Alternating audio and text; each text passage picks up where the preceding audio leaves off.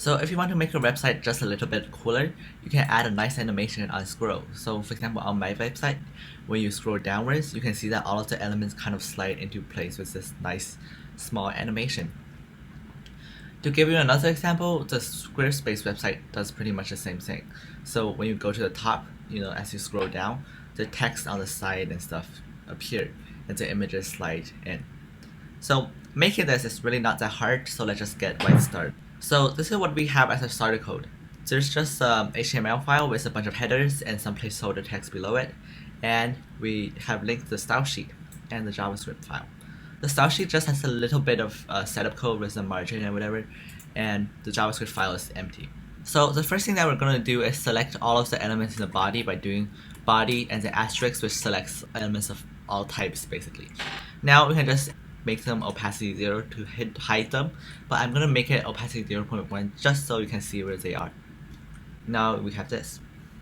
So now let's just add a transition to the opacity. So transition opacity 1s. Okay. Now we need a class to see what they will look like when they appeared. So we can say dot appeared to be opacity 1, just like that. Now we're done with the CSS, let's just move on to the JavaScript. So we can add an event listener for when the user scrolls by doing add event listener scroll, and we can use it to call the function animate. So we can define the function animate right here, and this is where we can put all of our code. So first of all, let's get all of the elements set by saying let elements equals document query selector all, and that would be body asterisk to get all the elements in the body. Now we need to get the height of the website or the window. So let window height equals window dot inner height, just like that. And now we can just loop through all the elements by saying for let element of elements using a for of loop, and we can just first of all we need to know the position of the element within the window.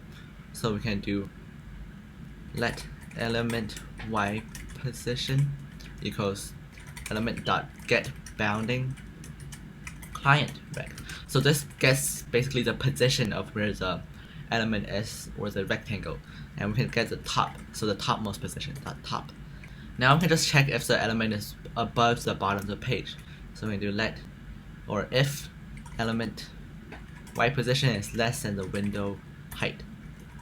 If it is, we can just do element dot class list dot add appeared. So this adds the class appeared onto the element.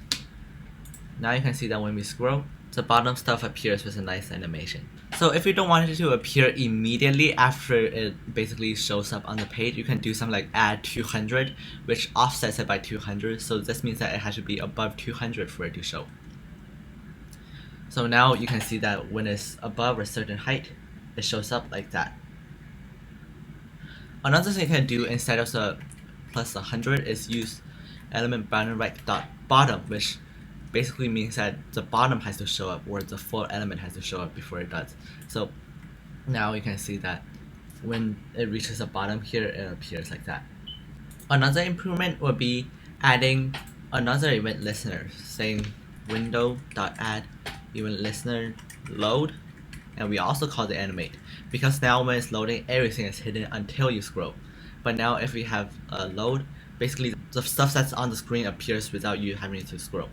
So now that we have the code for adding classes when you're scrolling, we can customize the CSS to do whatever animation we want. So first of all, I changed the opacity to be 0 completely, and we can add something like a transform.